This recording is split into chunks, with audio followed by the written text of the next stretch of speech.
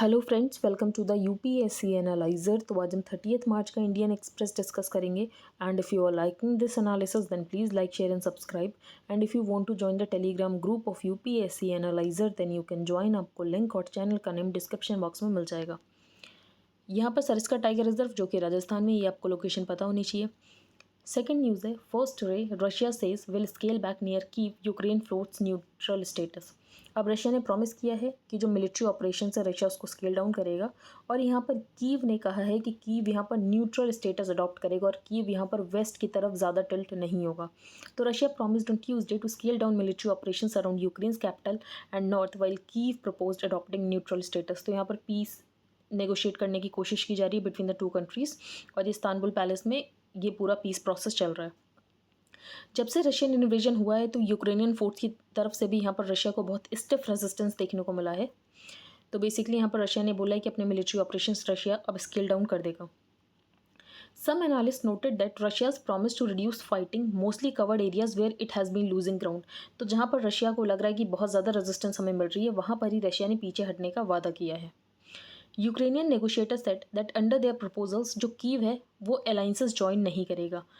तो Kyiv would agree not to join alliances और host bases of foreign troops, लेकिन Kyiv को बदले में ये जो कंट्रीज़ हैं ये यहाँ पर सिक्योरिटी प्रोवाइड करेंगे, जैसे कि नेटो के आर्टिकल 5 में सिक्योरिटी प्रोवाइड की जाती है। अब ये सिक्योरिटी कौन से कंट्रीज़ प्रोवाइड करेंगे? तो बेसिकली हो सकता है कि Israel and NATO members Canada, Poland and Turkey as countries that may give such guarantees. तो हो सकता है ये कंट्रीज़ जो हैं यहाँ पर सिक्योरिटी की गारंटी दें to Ukraine. Russia, the US, Britain, Germany and Italy could also be involve. जो प्रपोजल है, अब क्रेमिया का क्या फेत होगा, इसके अलावा यहाँ पर जो डोनेट्स्क रीजन है, लुहांस्क रीजन है, डॉनबास रीजन है, वो यूक्रेन के पास जाएगा, रशिया के पास जाएगा, उसके बारे में अभी कंसल्टेशन बाकी है। तो proposals which would require a referendum in Ukraine mentioned a 15-year consultation period on the status of Russian annexed Crimea. तो 15 साल का कंसल्टेशन चलता रहेगा यहाँ पर क्रेमिया के लिए। The fate of the south eastern Donbas region which Russia demands Ukraine cede to separatist would be discussed by the Ukrainian and Russian leaders. Donbas region का क्या फेट रहने वाला है उसका भी डिसीजन बाद में ही होगा। Kyiv's proposal also included one that Moscow would not oppose Ukraine joining the European Union. तो यहाँ पर जो यूक्रेन है वो यूरोपियन यूनियन तो ज्वाइन कर सकता है, लेकिन यूक्रेन यहाँ पर नेटो ज्वाइन नहीं कर सकता है। रशियाज लेड नेगोशिएटर, ये इंपॉर्टेंट नहीं है, Russia has previously opposed Ukrainian membership of the EU and specially of NATO. लेकिन यहाँ पर पीस प्रोसेस में शायद यूक्रेन को अलाउ कर दिया जाए कि यूक्रेन यहाँ पर यूरोपियन यूनियन ज्वाइन कर सके। तो यहाँ पर बस इतनी ही न्यूज़ है। अब हम आगे चलते हैं।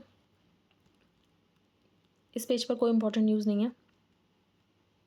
यहाँ पर हम देखते हैं, अब आपको पता है कि बरभम में वेस्ट बंगाल में वॉयलेंस देखने को मिला। बेसिकली पॉलिटिकल पार्टी डेप्टी प्रधान को मार दिया गया था, उसके बाद यहाँ पर रिटेलिएटरी वॉयलेंस देखने को मिला।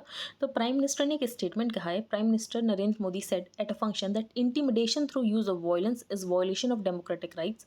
It is our democratic right to take part in political activities. तो सबका यहाँ पर राइट है कि वो यहाँ पर पॉलिटिकल एक्टिविटीज़ में पार्ट ले, और अगर उसकी पॉलिटिकल एक्टिविटीज़ में अगर वो पार्ट ले रहा है और उसको रोका जा रहा है, उसको डराया धमकाया जा रहा है, तो बेसिकली ये उसके राइट्स का वॉयलेशन है। That's it. सिर्फ यहाँ पर ये स्टेटमेंट है। एक यहाँ पर कम्युनिटी भी है, Matua community, but I don't think वो इतनी इंपॉर्टेंट है। बिमस्टेक में कौन कौन से मेंबर्स आपको पता होना चाहिए। फुल फॉर्म जो है बिमस्टेक की वो ये है, bay of Bengal initiative for multi sectoral technical and economic cooperation. तो बिमस्टेक में जो मेंबर्स हैं Bangladesh, India, Myanmar, Sri Lanka, Thailand, Nepal, Bhutan. तो आप ऐसे भी याद रख सकते हैं निमोनिक्स में, तो BIMST तो वैसे ही EC की जगह आप यहाँ पर कर लो नेपाल, भूटान, NB। तो B Bangladesh, E India, M Myanmar, S Sri Lanka, T Thailand, और EC की जगह N कर लो नेपाल, और C की जगह B कर लो भूटान। ये मेरी ट्रिक थी, अब आपको पता नहीं कैसी लगी हो। अब हम आगे चलते हैं।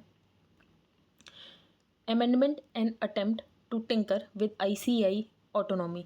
अब यहाँ पर जो गवर्नमेंट है वो अमेंड करने की कोशिश कर रही है द चार्टर्ड अकाउंटेंट्स एक्ट, जिसके बाद गवर्नमेंट के पास ज़्यादा पावर आ जाएगी over the disciplinary committee of the Indian chartered accountants institute. ये ऐसा ज़्यादा इंपॉर्टेंट नहीं है, तो बस ये बिल डिस्कस होने वाला था, तो ये हमने एक बार देख लिया। Norms revised physics maths a must to pursue engineering tech UG courses. तो इससे पहले UGC ने एक प्रपोजल निकाला था, और UGC के अकॉर्डिंग फिजिक्स और मैथ्स ज़रूरी नहीं होंगे अगर आपको इंजीनियरिंग परस्यू करनी है, लेकिन अब इसको यहाँ पर रिवर्स कर दिया गया है। तो admissions to most engineering and technology undergraduate degree programmes will require students to have mandatory pursued physics and mathematics. तो फिजिक्स और मैथमेटिक्स को यहाँ पर ज़रूरी कर दिया गया अगर आपको इंजीनियरिंग करनी है। जब AICTE ने पहले ये डिसीजन निकाला था कि फिजिक्स और मैथ ज़रूरी नहीं है कि आपने फिजिक्स और मैथ पढ़ा हो, तब AICTE का ये कहना था कि हम यहाँ पर इंटरडिसिप्लिनैरिटी को इनकरेज करना चाहते हैं, जिसकी वजह से हमने ये प्रपोजल निकाला है। लेकिन बेसिकली अब उसको यहाँ पर इन्होंने रिवर्स करके दूसरा प्रपोजल निकाल दिया। अब हम आगे चलते हैं। सर, इसका टाइगर रिजर्व हम देख चुके हैं, कहाँ पर है? राजस्थान में। अब यहाँ पर कर्नाटका में एक स्कीम शुरू की गई है जिसका नाम है विनाया समारस्या योजना, जो कि एक अवेयरनेस प्रोग्राम है to eradicate untouchability in gram panchayat across the state. तो ये योजना आपको पता होना चाहिए, टू इराडिकेट अनटचेबिलिटी कहाँ की है? कर्नाटका की है। मनरेगा में वेजेस को किसके साथ लिंक किया जाता है? तो CPIAL के साथ लिंक किया जाता है। तो MNREGA wage rates are fixed according to changes in the CPIAL consumer price index agriculture labour, जो कि ये बताता है कि इन्फ्लेशन कितना है रूरल एरियाज़ में, तो उसके बेसिस पे यहाँ पर वेजेस को लिंक किया जाता है। तो आपको पता होना चाहिए मनरेगा में वेजेस को किससे लिंक किया जाता है? CPIAL। आगे चलते हैं। ये न्यूज़ ऐसा सच इंपॉर्टेंट नहीं, इतना सारा तो हम नहीं याद कर सकते लोकेशन कि यहाँ पर 12 एरियाज़ इन डिस्प्यूट में हईम, गिजांग, दाराबरी, ये नहीं याद करेंगे। अब हम आगे चलते हैं। अब ये क्या होता है? Dice non. डाइस नॉन का मतलब ये होता है नो पे नो वर्क। तो यहाँ पर भारत बंद की बात चल रही थी जिसमें गवर्नमेंट ऑफिसर्स ने भी पार्टिसिपेट किया था और उन्होंने स्ट्राइक कर रहे थे वो। तो यहाँ पर गवर्नमेंट ने एक ऑर्डर निकाला है, गवर्नमेंट ने ये ऑर्डर निकाला है which said absence of employees participating in the strike would be treated as dies non. Dies non का मतलब ये है कि अगर आप काम पर नहीं आओगे तो आपको यहाँ पर वेजेस भी नहीं मिलेंगे। तो नो पे नो वर्क। तो बस आपको डाइस नॉन का मतलब पता होना चाहिए क्या होता है। आगे हम चलते हैं। आत्मनिर्भर इंटरनेट, ये आर्टिकल हम डिस्कस करेंगे, लेकिन ये आर्टिकल नेगेटिव टोन में है, तो आपको बैलेंस करना है जब आप आंसर राइटिंग करोगे, इतना नेगेटिव भी नहीं लिखना होता है। अब यहाँ पर जो minister of state for electronics and information technology Rajeev Chandrasekhar, उनके 1-2 दिन से इंटरव्यू आ रहे थे इकॉनमी पेज पर। तो उनका ये कहना था कि वेपनाइजेशन ऑफ इंटरनेट हो रहा है, स्प्लिंटर नेट हो रहा है, जहाँ पर जैसे गूगल, ट्विटर, ये कंपनीज़ जो हैं ये वेस्टर्न कंट्रीज़ के इन्फ्लुएंस के ऊपर इंटरनेट को यहाँ पर रेगुलेट कर रही है और उनके विम्स एंड फैंसीज़ पे काम करती हैं। तो इसीलिए हमें आत्मनिर्भर इंटरनेट की तरफ बढ़ने की ज़रूरत है, इंडिया को आत्मनिर्भर इंटरनेट की तरफ बढ़ने की ज़रूरत है, क्योंकि रशिया ने क्या किया, रशिया को इन्होंने पूरी तरीके से इंटरनेट वर्ल्ड से काट दिया है। गूगल और ये सारी कंपनीज़ वहाँ से बाहर आ गई हैं। ठीक है, तो ये पूरा बैकग्राउंड है जो हमने डिस्कस कर लिया। अब यहाँ पर ऑथर का ये कहना है कि यहाँ पर जो minister of state for electronics and information technology है, उनको ये तो दिख रहा है कि वेपनाइजेशन ऑफ इंटरनेट हो रहा है, लेकिन उनको ये नहीं दिख रहा है कि रशिया क्या कर रहा है। तो apparently he has no objection to the weaponisation taking place in the form of thermobaric rockets raining down on innocent Ukrainians. That surely this isn't the most appropriate of times to point to the economic and digital sanctions on Russia and use this global crisis। तो यहाँ पर जो ये minister हैं ये आत्मनिर्भर का एक तरीके से टाउट कर रहे हैं, ज़रूरी नहीं है इस समय पे ऐसा टाउट करना। The minister may want to do this homework on the content peddled on Russia's version of the sovereign internet. अब ऑथर का ये कहना है कि जो रशिया में इंटरनेट है, बेसिकली जो रशिया का इंटरनेट है वो यहाँ पर रशियन गवर्नमेंट से फिल्टर होके जाता है। जो यहाँ पर चाहती है रशियन गवर्नमेंट, जो रशियन गवर्नमेंट चाहती है कि उनके लोग देखें, सिर्फ वही यहाँ पर देख सकते हैं। यहाँ तक कि रशिया के इंटरनेट पे आप यहाँ पर इसको वॉर वो बोल ही नहीं सकते। अगर आपने वॉर बोला तो आपके ऊपर क्रिमिनल चार्जेस लगा दिए जाएंगे। तो Putin has used his propaganda engine to create a fantasy about what is going on next door. तो यहाँ पर जो पुतिन है वो ये दिखाना चाहते थे कि जैसे रशिया है लिबरेटर है यूक्रेन में, और यूक्रेन में जेनोसाइड हो रहा था जिसकी वजह से रशिया ने अटैक किया है, और ये सारी चीज़ें उनके इंटरनेट पर दिखाई जा रही थी, जिसकी वजह से यहाँ पर लोगों का नैरेटिव चेंज करने की कोशिश की जा रही थी। इसके बाद यहाँ पर वेस्टर्न कंट्रीज़ ने ये डिसाइड किया कि इंटरनेट बंद कर देना चाहिए रशिया में। तो the Kremlin controlled media have orchestrated a narrative about genocide against the Russian speaking population in Ukraine. और यहाँ पर जो रशियन सोल्जर्स हैं उनको यहाँ पर यूक्रेनियंस बहुत ग्रेटफुल हैं कि आप तो हमारे लिबरेटर बनकर आ गए। तो no images of the ruins of Mariupol और of millions of refugees are shared with Russian viewers. तो ये सब रशिया को नहीं दिखाया जा रहा था, जो कि वहाँ की सच्चाई है। तो how far does the minister propose India ought to go to stand up for its sovereign internet. अब यहाँ पर बात की जा रही है कि हमारा आत्मनिर्भर इंटरनेट होना चाहिए। तो इनका ये कहना है कि मिनिस्टर ऑफ स्टेट कितना आत्मनिर्भर चाहते हैं, data localisation, building cyber security defences, data protection, governance, या वो चाहते हैं कि जैसे parallel internet China, North Korea और रशिया में चल रहा है, क्या वैसा पैरेलल इंटरनेट हो जहाँ पर गवर्नमेंट सब कुछ कंट्रोल करे। तो he is reported to have also expressed great confidence in India's ability to carry on it, कि अगर स्विफ्ट सिस्टम नहीं होगा तब भी हम कैरी ऑन कर सकते हैं, या तो हमें निकाल दिया जाए सारे सिस्टम से तभी हम कैरी ऑन कर सकते हैं। तो ऑथर ने बोला अगर हम अपनी सिचुएशन को रशिया की सिचुएशन से कंपेयर करते हैं तो बेसिकली कंपेयर करना ही गलत है। In February of this year, as the invasion of Ukraine commenced, Russian authorities issued warnings to Google and other major platforms to comply with the so-called landing law. तो यहाँ पर Russia एक law लेकर आया। According to that law, जो भी employees काम कर रहे हैं गूगल में, इसके अलावा और भी जगह जो कि सोशल मीडिया कंपनीज हैं, तो these employees would be subject to fines and arrest if they did not comply with the government's orders to take down any content. तो यहाँ पर गवर्नमेंट को लगता है कि ये कंटेंट जो है ये पब्लिक कंजम्पशन के लिए नहीं होना चाहिए, तो इन सोशल मीडिया कंपनीज की रिस्पॉन्सिबिलिटी कि उस कंटेंट को हटा दें। अब ऑथर का ये कहना है कि जैसे हमें रशिया में ये लॉ देखने को मिला, सिमिलर लॉ इंडिया में भी आया है। तो India of course where a similar mandate had been put in place in February 2021, जिसमें जो मेजर प्लेटफॉर्म्स हैं उनको यहाँ पर चीफ कंप्लायंस ऑफिसर रखना है, एक नोडल कॉन्टैक्ट पर्सन रखना है। प्लेटफॉर्म्स को यहाँ पर 3 महीने का समय दिया जाएगा कंप्लाई करने के लिए इन गाइडलाइंस को। अगर यहाँ पर वो कंप्लाई नहीं करेंगे तो वो क्रिमिनली लायबल होंगे। कोई भी उनके प्लेटफॉर्म पे अगर कोई भी कंटेंट यहाँ पर होस्ट होता है तो उसके लिए वो लायबल होंगे अगर वो यहाँ पर किसी भी गाइडलाइंस को वॉयलेट कर रहे हैं। इसके अलावा जो रशियन रेगुलेटर है वो ट्विटर को बहुत पहले से ही कह रहे थे कि आप अपना कंटेंट ये रिमूव कर दो, वो रिमूव कर दो, क्योंकि आप ड्रग यूज़ को प्रमोट कर रहे हो, चाइल्ड पोर्नोग्राफी को प्रमोट कर रहे हो, इसके अलावा टीन सुसाइड इनकरेज हो रहा है कंटेंट की वजह से, तो ये आपको हटाना है। अब ऑथर ने इसको इंडिया से कंपेयर किया। Likewise in India Twitter felt the heat of the states attention last year, जब यहाँ पर ट्विटर के जो ऑफिसर्स हैं उनको यहाँ पर दिल्ली पुलिस ने रेड किया था और यहाँ पर ये कहना था कि ऑर्गेनाइज क्राइम को हमने यहाँ पर इन्वेस्टिगेट करना है। तो बेसिकली गवर्नमेंट ने डिमांड किया था ट्विटर को कि आपको 500 अकाउंट्स जो हैं यहाँ पर ब्लॉक कर देने हैं। तो यहाँ पर ऑथर का ये कहना, हम बेसिकली रशियन लाइन्स पे तो जा रहे हैं, रशिया भी लोगों के अकाउंट ब्लॉक कराता है, वैसे ही हम भी यहाँ पर लोगों के अकाउंट ब्लॉक कराते हैं। ट्विटर पे बहुत एलीट लोग ही ट्विटर पे अकाउंट होता है, बहुत ही एलीट लोगों का, ऐसा ऑथर का कहना है। तो बेसिकली एलीट यूज़ करते हैं और अगर ये गवर्नमेंट के अगेंस्ट कुछ भी बोलने की कोशिश करते हैं तो गवर्नमेंट इनको यहाँ पर साइलेंस करने की कोशिश करती है। तो my guess is that Twitter makes for an ideal target in both countries. It is not that widely use, so blocking it और स्लोइंग इट डाउन उसकी वजह से हमें पब्लिक आउटरीच नहीं देखने को मिलता है। It is use by the elite, precisely the kind of annoying people जिनको गवर्नमेंट यहाँ पर चुप कराना चाहती है। तो it is time for India's part two diverge from that of Russia's. तो हमें रशिया के पाथ पर नहीं जाना। रशिया जैसे यहाँ पर पैरेलल इंटरनेट चला रहा है वैसे हमें नहीं करना है। तो as things stand, India must walk a tightrope. हमने रशिया को कंडेम नहीं किया, हमने ना ही जो रशिया एट्रॉसिटीज़ कर रहा है हमने उसको कंडोन भी नहीं किया। तो while not condoning its atrocities, acknowledging the agony of Ukraine while averting its eyes from the unfolding disaster. अब हमें करना क्या है? तो ऑथर ने बोला एज अ डेमोक्रेसी हमें क्या करने की जरूरत है। तो first, democracies must stand by the idea that media that spreads disinformation in order to keep an unjustified war going must be curbed. तो यहाँ पर रशिया का मीडिया क्या कर रहा है? रशिया का मीडिया यही तो वॉर को जस्टिफाई करने की तो कोशिश कर रहा है। तो अगर ये है तो ये इसको कर्ब करने की ज़रूरत है। दूसरी बात, आत्मनिर्भर इंटरनेट ऑक्सीमोरॉन है, क्योंकि इंटरनेट डेफिनेशन के अकॉर्डिंग ही basically globally connected digital common है, तो आत्मनिर्भर इंटरनेट तो हो ही नहीं सकता। Third, if India must really push for self reliance, तो अगर हम सच में आत्मनिर्भर चाहते हैं तो हमें आत्मनिर्भर कहाँ पर बनना है? तो रशिया के डिफेंस सप्लाईज के ऊपर हमें डिपेंडेंट नहीं रहना, ताकि हम अपनी फॉरेन पॉलिसी को इंडिपेंडेंट कर सकें और हमें ये फ़र्क ना पड़े कि अगर हम रशिया के अगेंस्ट वोट कर देंगे तो उसके कॉन्सिक्वेंसेस क्या हो सकते हैं। अब हम आगे चलते हैं, ये हम डिस्कस नहीं करेंगे। Not far enough. अब यहाँ पर वांग यी जो रशिया के चाइना के फॉरेन मिनिस्टर, वो इंडिया आए थे। तो उनके पीछे का वो क्या चाहते थे, वो क्यों आए थे? तो यहाँ पर 6 रीजंस बताए गए हैं कि वो क्यों आए थे। पहला, it was an effort to convey to the world that China is a big power. तो वे कन्वे करना चाहते थे कि चाइना एक बहुत बड़ी पावर है और चाइना यहाँ पर कंसेंसस बिठाने की कोशिश कर रहा है अफगानिस्तान और यूक्रेन में। तो जहाँ पर वेस्टर्न कंट्रीज़ एक कंसेंसस ना ला पाए, वहाँ पर चाइना एक कंसेंसस लाने की कोशिश कर रहा है। दूसरी बात, चाइना चाहता है कि ब्रिक्स समिट में जो कि चाइना होस्ट करेगा उसको इंडिया अटेंड करे, प्राइम मिनिस्टर हमारे अटेंड करें।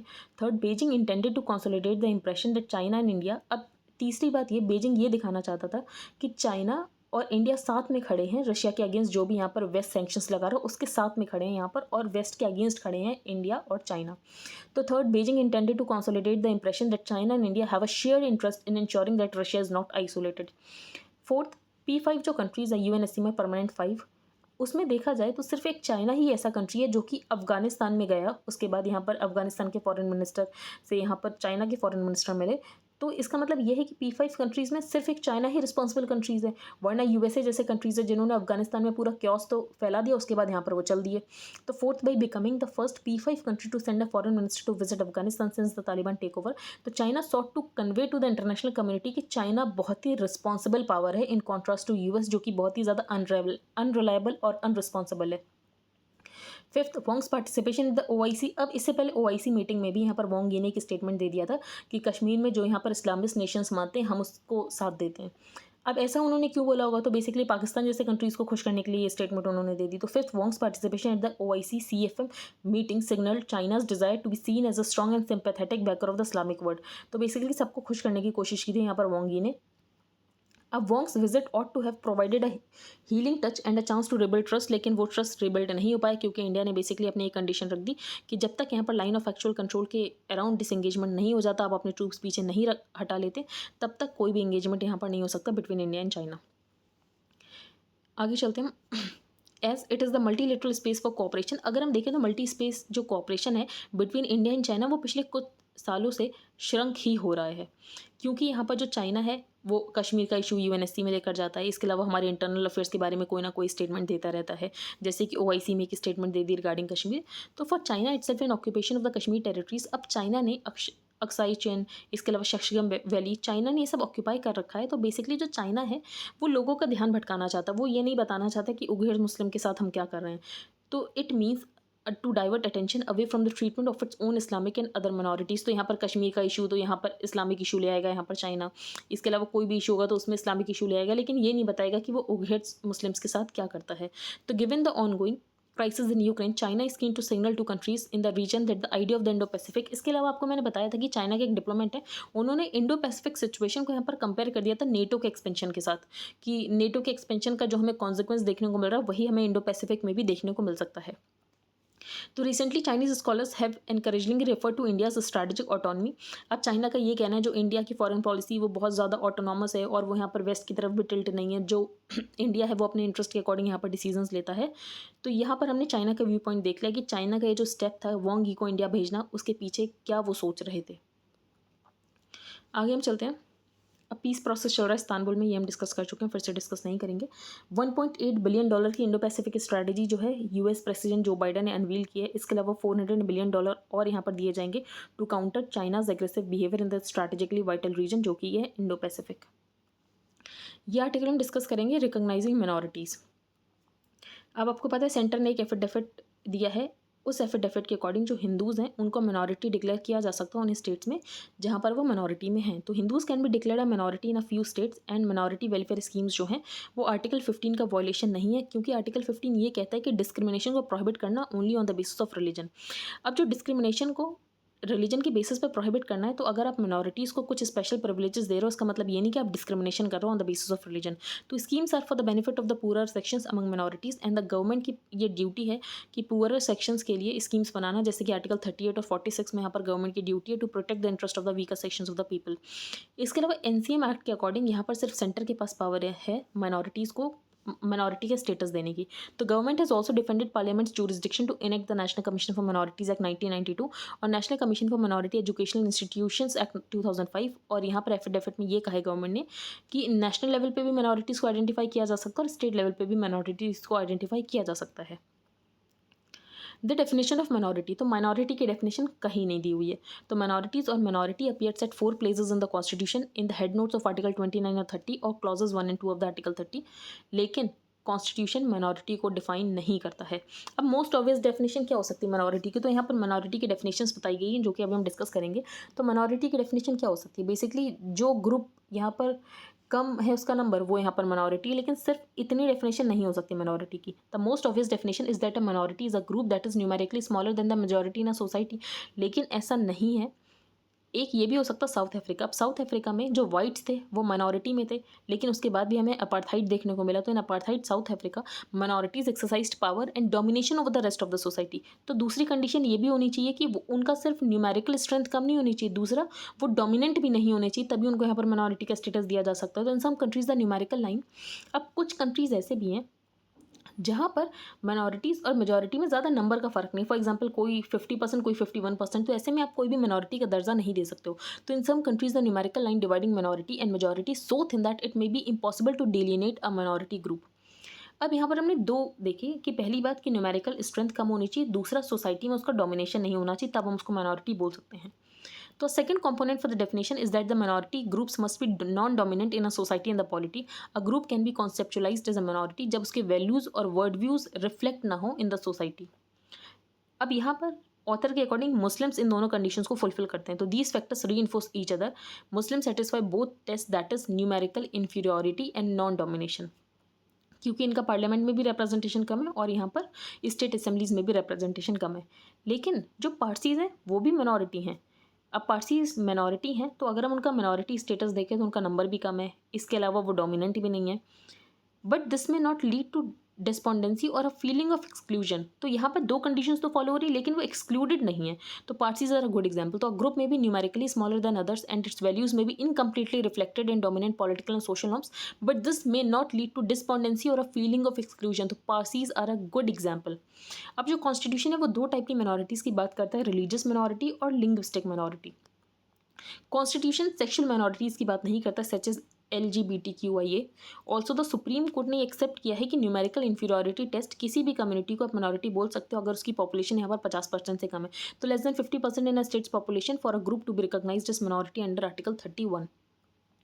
केरला एजुकेशन बिल में यहाँ पर कोर्ट ने बताया था कि स्टेट यूनिट होना चाहिए to define minority status. TMA Pai foundation case में भी यहाँ पर यही बोला गया था कि स्टेट यूनिट होना चाहिए to identify minority, to define minority status. तो Supreme Court has consistently observe that minorities are to be defined at the level of states which were carved out on linguistic basis as article 30 uses the word minorities.